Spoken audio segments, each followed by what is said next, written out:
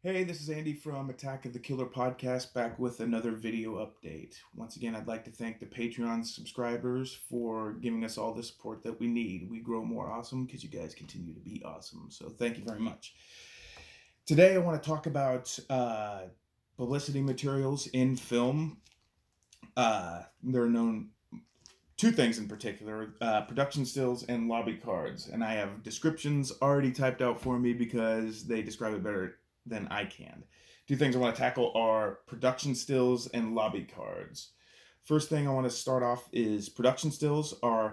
These are photos taken on or off the set of a movie by the film's still photographer. Such stills consisted of posed portraits used for public display, included in press kits, posed or candid images taken on the set, and may include stars, crew members, or directors at work. Most were 8 by 10 black and whites, though there are some color photographs. The main purpose of such stills was to help the studio advertise and promote the new film.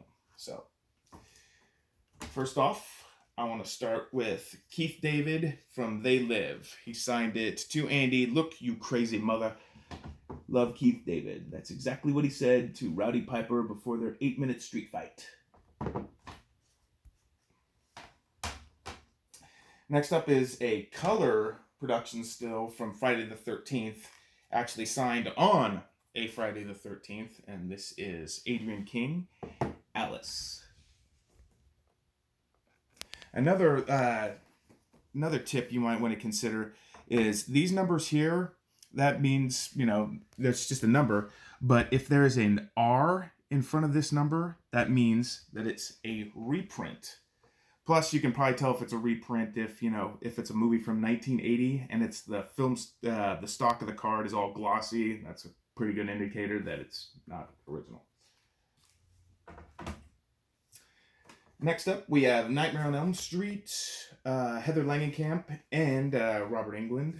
She signed it, Screw Sleep.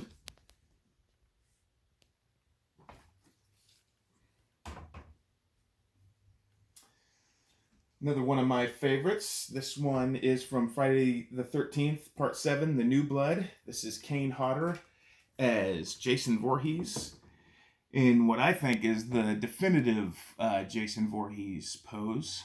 It says, to Andy, you're next. This image can also be found on the Friday the 13th NES video game.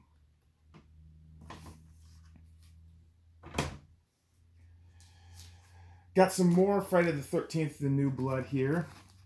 We have one of Tad Good's favorite scenes where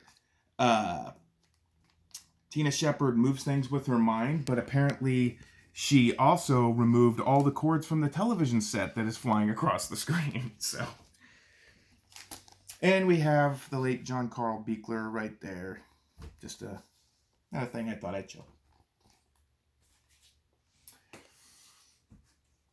This ought to get a laugh. This is from the movie Heavy Metal. This one actually came from Germany. And sometimes the foreign lobby cards and publicity stills are actually better than the ones from the US. But this is a scene from Heavy Metal. And I'll let you use your imagination as to what's going on right there.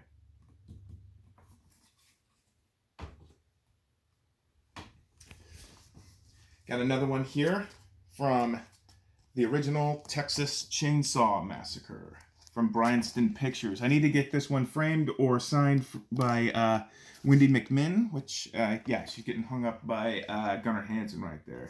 This one needs to be displayed.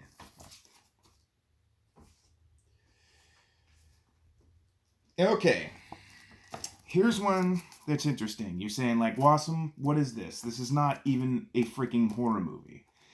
Well, it isn't. The only connection that it has to horror is that it was actually produced by Sean Cunningham of, Friday the 13th. However, this girl right here is Tammy Lynn Liepert. And she went missing back in late 1983. And her story was actually featured on Unsolved Mysteries, Season 5, Episode 1 on YouTube if you want to check it out. And there's a lot of shady goings on that was part of her life. This girl was only 16 years old. But it was just, this was probably the last happy picture that was probably taken in her life, oddly enough. So just an interesting story, and it's kind of sad, and I hope her family just gets some sort of closure at some point. But interesting. Here are some production stills. These, I won't take all of them out, but this is the complete set of Michael Bay's Platinum Dunes Texas Chainsaw Massacre remake. Got a lot of cool stuff in there as well. These last ones here, these ones mean a lot to me. And they're from They Live. There's Roddy Piper after his fight with Keith David. And John Carpenter directing on the set. And the reasons why these mean a lot to me, and I will never get rid of them, these were actually personally given to me by Meg Foster at Crypticon. And she gave them to me when I mentioned to her that my Roddy Piper autograph meant a lot to me. Mainly because my wife got them for me. And, of course, Rowdy is no longer with us. And I do have pictures of her giving these to me, but yeah, when a star actually gives you something personal of theirs, that means something in my book. But yeah, never getting rid of these. Next up, I want to talk about lobby cards. And lobby cards are 11 by 14 posters printed on heavy cardstock. Were generally printed in sets of 8, although there are sets of 4 and 16. As the name suggests, these small movie posters were designed for display in a theater's lobby or foyer with the intention of luring patrons into the theater by showing glimpses of key scenes from the movie. Occasionally, 2 different lobby sets may exist for the same film. Like the movie posters, these 2 were to be returned to the distributor. And I've got some. So, let's get one of these. Not horror, but still pretty cool. You get to see Tony Montana at the height of his power, smoking a stogie. Don't know much about this one. This came in some ones that I just got in a batch of memorabilia, but here is the Dunwich Horror.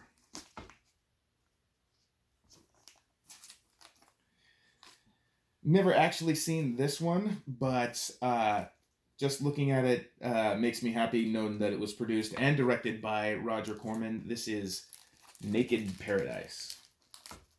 I don't have to edit this one. Nobody's naked.